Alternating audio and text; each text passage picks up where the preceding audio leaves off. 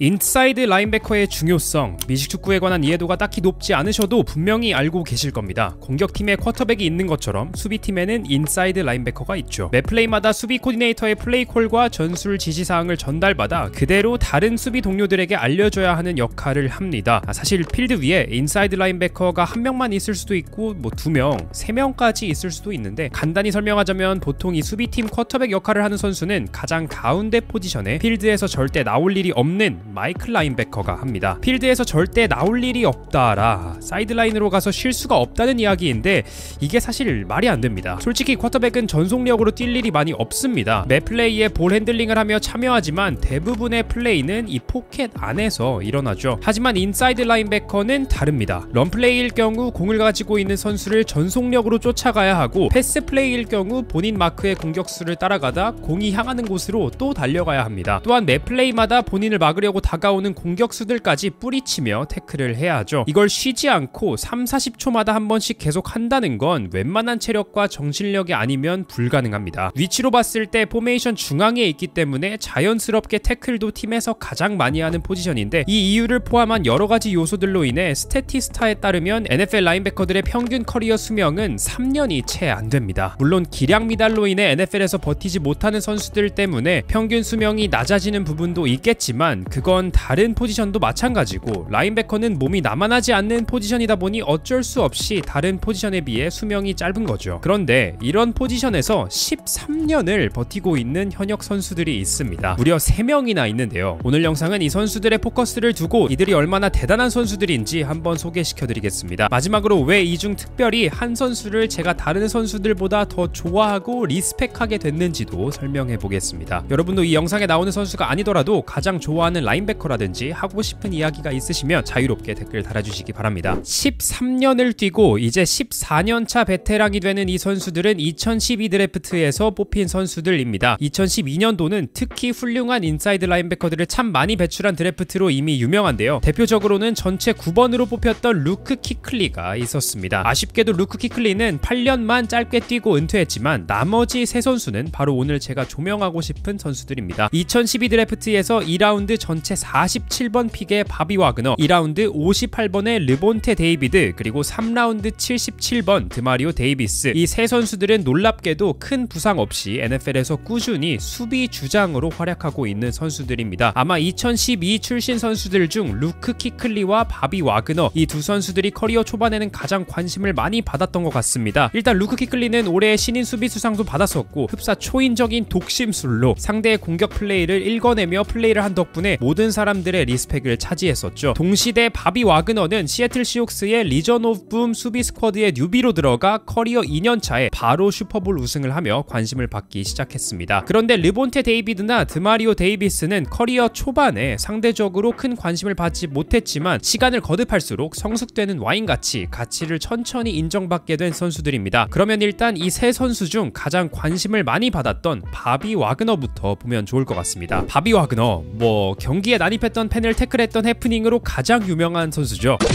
농담이고요. 이 선수는 당연히 엄청난 레전드 선수입니다. 시애틀에서 10년을 뛰고 LA에서 1년, 다시 시애틀에서 1년, 그리고 작년부터는 워싱턴 커맨더스에서 뛰기 시작했습니다. 레전드라고 한다면 당연히 레전드다운 기록 정도 하나는 있어야 하겠죠. 바비 와그너는 13시즌을 뛰며 매 시즌마다 종합 태클 100개 이상을 기록했습니다. 종합 태클은 솔로 태클과 태클 어시스트를 합친 기록인데요. 와그너의 이 13시즌 기록은 NFL 리그 역사상 최다 기록입니다. 2000년대와 2010년대 초반까지 활발히 활약하고 16년간 단 한 경기도 결장하지 않았던 런던 플래처와 동일한 기록이죠. 아니, 한 경기도 안 빠졌다는 게 진짜 미쳤습니다. 아무튼 현 와그너의 수비 코디네이터인 조 윗 주니어는 작년 와그너의 근면 성실함에 대해 칭찬한 바 있습니다. 그때 윗 코치는 선수들이 쉬어야 하는 날에도 바비는 팀 시설로 출근해 하루 종일 상대팀 플레이 영상 분석을 했다고 합니다. 그 정도로 바비 와그너는 미식축구라는 스포츠와 높은 수준의 플레이를 달성하는 데 요구되는 노력 노력의 과정을 즐기고 또 사랑하는 선수라는 것을 알 수 있죠. 사실 와그너는 캘리포니아에서 유년 시절 큰 주목을 받지 못했던 선수였습니다. 유타 주립대에서의 4년 커리어를 거쳐 조금씩 실력을 더 인정받았고 그렇게 2012 드래프트에서 2라운드 전체 47번 픽으로 뽑힐 수 있었습니다. NFL에서는 퍼스트팀 올프로로 6회나 선정되었고 프로볼 로스터에는 10번이나 들어갔습니다. 잭 마틴의 올해 초 은퇴 선언으로 현역 선수들 중 퍼스트팀 올프로의 6회 이상 선정의 이력을 가지고 있는 선수는 이제 바비 와그너 뿐입니다. 또한 이 리스트 내 명예의 전당 후보 자격이 있는 55명의 선수들 중 명예의 전당에 입성하지 못한 선수는 단 2명 뿐입니다. 2019년에 공식 은퇴했던 셰인 레클러, 사실상 펀터라서 못 들어갔고 1975년에 은퇴 선언을 했던 짐 타이러는 명예의 전당 선정 자격이 주어지는 은퇴 5년 후 시점 1980년에 아내를 살해 후 스스로 목숨을 끊으며 안타깝게도 현재까지 명예의 전당에 입성하지 못하고 있습니다. 그래도 살해와 자살의 원인으로는 CTE, 만성 외상성 뇌병증이 유력했기 때문에 44년 만에, 그러니까 작년부터 타이러의 헌행 여부를 다시 고려하기 시작했죠. 이야기가 조금 길어졌는데 결국 하고 싶었던 이야기는 큰일이 생기지 않는 이상 인사이드 라인베커 자리에서 퍼스트팀 올프로에 6번이나 선정됐던 와그너는 분명히 명예의 전당에 들어갈 것입니다. 16, 19 그리고 23 시즌 3차례나 리그 최다 종합 태클을 기록했고 2010년대 드림팀이라고 할 수 있는 올 데케이드 팀의 라인베커 3명 중 1명으로 뽑혔습니다. 우승 반지까지 있으니 레전드 오브 레전드라고 이미 말할 수 있죠. 다음 조명하고 싶은 선수는 드마리오 데이비스입니다. 제가 생각해봤을 때 와그너나 데이비드보다는 관심을 확실히 덜 받아온 선수인 것 같습니다. 89년생 36살의 데이비스, 커리어를 뉴욕에서 제츠 소속으로 시작해 16년에는 클리블랜드에서 1년 잠깐 뛰고 또 17년에 뉴욕 제츠로 돌아갔다가 2018년부터 뉴올리언스의 수비 리더로 꾸준히 활약하고 있는 베테랑입니다. 아까 와그너와 플래처의 13시즌 100개 이상의 종합 태클 기록을 잠깐 보여드렸었는데 이 리스트에서 3위가 르본테 데이비드고 4위가 드마리오 데이비스입니다. 솔직히 저희 팬들은 이 선수들 나올 때마다 감사하고 봐야 됩니다. 마홈스, 앨런, 버로우, 라마 잭슨만큼 다른 포지션에서 동시대 레전드들을 보고 있으니까요. 다시 데이비스 이야기로 돌아가 보자면 이 선수의 데뷔 시즌은 그렇게 특별하지 않았습니다. 사실 뉴욕 제츠에서 루키 계약 기간 4년간 데이비스를 데리고 있다가 바로 미련 없이 다른 팀으로 가게 내버려뒀다는 사실이 이때까지 데이비스의 플레이가 그렇게 특별하지 않았다는 것을 뜻하고 있죠. 커리어 첫 4년 뒤 연봉 1000만 달러를 넘겼던 와그너와는 달리 데이비스는 400만 달러를 받고 클리블랜드로 향했고 이듬해에는 단 100만 달러의 연봉을 받으며 뉴욕으로 돌아갔습니다. 하지만 이때부터 데이비스의 경기력이 확 달라집니다. 리그에서 시즌 최다 솔로 태클을 기록했고 13개의 태클 폴 로스와 섹까지 5개를 기록했는데요. 그렇게 2018년에는 당시 본인 커리어 최다 연봉이었던 800만 달러를 받고 뉴올리언스로 이적하게 됩니다. 아마 팬분들은 세인츠의 이 검은색과 올드골드 색상 유니폼을 입고 있는 데이비스의 모습이 가장 익숙하실 것 같습니다. 퍼스트팀, 세컨팀 올프로 선정이나